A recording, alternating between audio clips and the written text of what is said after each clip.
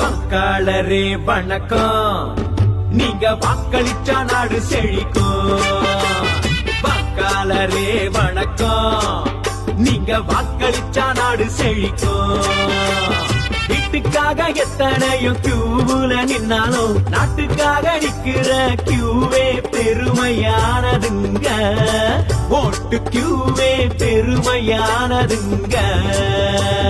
வாக்காளரே வணக்கம், நீங்க வாக்களிச்சா நாடு செழிக்கும்.